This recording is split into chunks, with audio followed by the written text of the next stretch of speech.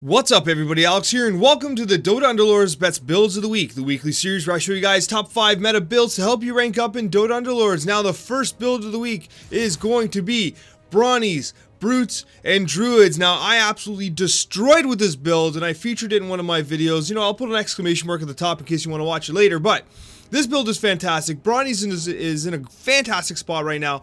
It really gets going well. You really want to prioritize getting Brawnies early, especially, you know, the Beastmaster and Axe, Juggernaut as well, but in the early rounds, you want to be grabbing Axe if you can. You want to build up that Brawny bonus early. They also work well with Legion Commander, but in this case, what I'm looking to do is I'm looking to maximize the Brutes. You know, you have Treant Protector paired with the Lone Druid. You're going to get the Druid bonus there. Necrophos to help sustain the overall fight and provide, you know, the Heartless bonus, which is going to be a -4 armor, which is pretty fantastic. It also allows you to run Lifestealer, who's a fantastic brute, pairs awesome with Mask of Madness. But overall, this is a super powerful build. I love it. I've been using support healing in Essex simply because the rejuvenating ritual really helps sustain the fight, which is very valuable because the longer your Brawnies are sustained, you kind of amplify the HP difference in the fight, and it kind of helps you to kind of snowball, especially in the late game. Alternatively, you can use support damage dealing Hobgen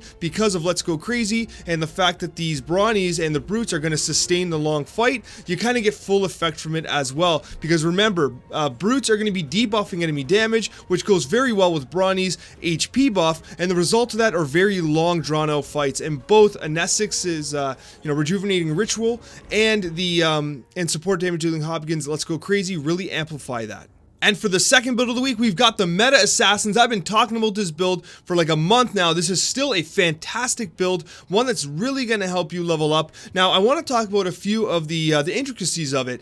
Basically, okay, we have Faceless Void here. He's going in for Bounty Hunter late in the game. But what we have here right now, we have the Warlocks up front. This is going to allow you to basically heal one of your Assassins early on. When they jump, they're going to take some initial damage. The Warlock bonus is going to keep them up for them to cast their abilities. It's a pretty effective move. You can also, again, if you're against a lot of mages, what I would do is I would take Alchemist out, and I would put Venomancer in, and the result of that is you're actually going to get the magic resistance as well. You're going to get 20% magic resistance. It's only 20%, but it counteracts some of the mages that you're starting to see now, especially since mages and Primordials have gotten a little bit of love. That is definitely an option. What you can alternatively do as well is you can go the stun build, which I really like.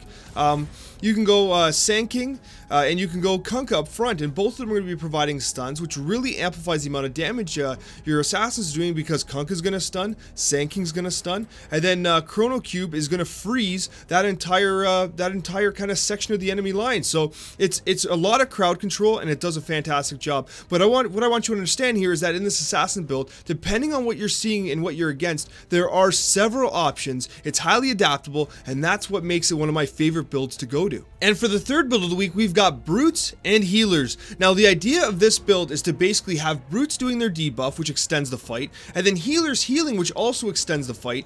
And then what you have up here is you have Jewel. And the reason why we're running Jewel, we're running Roundhouse Jewel here. And what we're doing here is we're running Happy Hour in order to kind of, again, it goes with the Brutes and the healing bonuses. It basically just spreads out the damage. It keeps your team sustained. And the result of that is a team that is very, very devastating, especially if you can get Lifestealer to 3 stars. The idea here is to basically sustain a fight, keep your guys up with healing, reduce the amount of incoming damage with the Brute bonus, and also position some key units in a manner that protects your rear line here. I recommend Jewel here. You can also go, you know, healing in Essex if you want. Support damage dealing Hobgen is an option as well.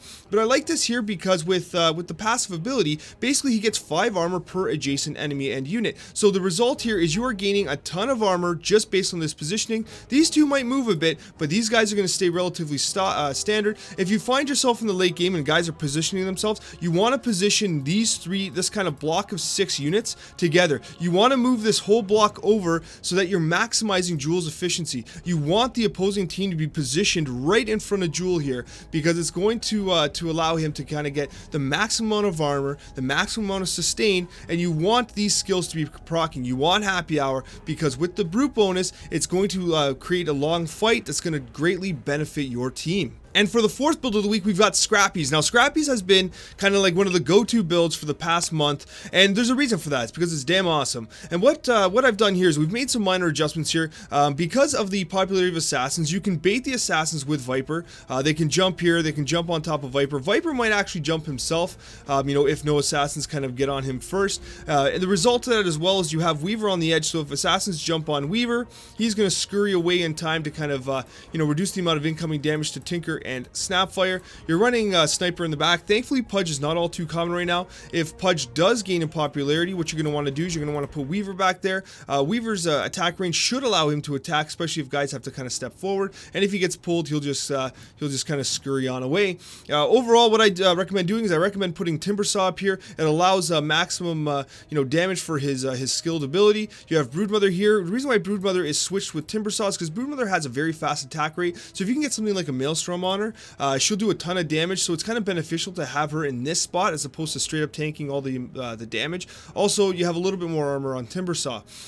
You know, you're running Alchemist because of the reduction in armor, but overall, this is a very strong build. You're running 6 Scrappies, you know, 2 Warlocks, and the Inventors. And don't forget that the Insects are also going to play a role here, as Insects will greatly reduce the amount of incoming damage from the opposing units. And for the 5th and final build of the week, what we've got here is we've got Mages and Primordials. And one thing I will say is this is a build that I theocrafted and tested very extensively. I still think Primordials need more love. I don't think that they're quite strong enough yet. They need a little bit more. In the early and mid game, they do just fine, but they drop off so quickly at the end game. It's the kind of strategy that you can high roll the first place, but realistically, you're looking at like a top 3-4 finish. It's very hard. Like Brawnies is going to smash this.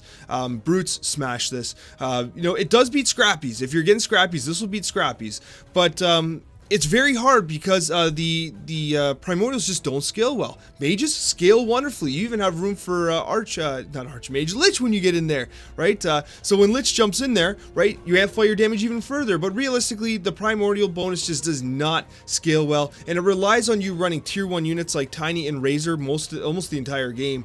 So you know, it's a little problematic. You're running the Druids just to help kind of sustain you in that mid game. They're both tier 3 units that will help you in the middle of the game, but overall, it is a good build. You're looking for a carry from Keeper of the Light. It's a little RNG focused because you need really good casts from Keeper, but be very aware of who you're against because Brawnies and Brutes will absolutely crush this build. If you're seeing a lot of Scrappies and no one's going Mages or Primordials, then absolutely run it because you're going to absolutely dominate, but you have to keep an eye on what the opposition is doing. Alright guys, I want to try something a little different. I'm actually going to run a poll. That's right, a poll. I want you guys to vote up top. I want you to tell me which build are you most excited to try from this guide. I want to see it because I'm actually really excited to make some videos on those builds as well. Thank you so much for watching, and a very special thank you to all my wonderful subscribers. You guys honestly are the best.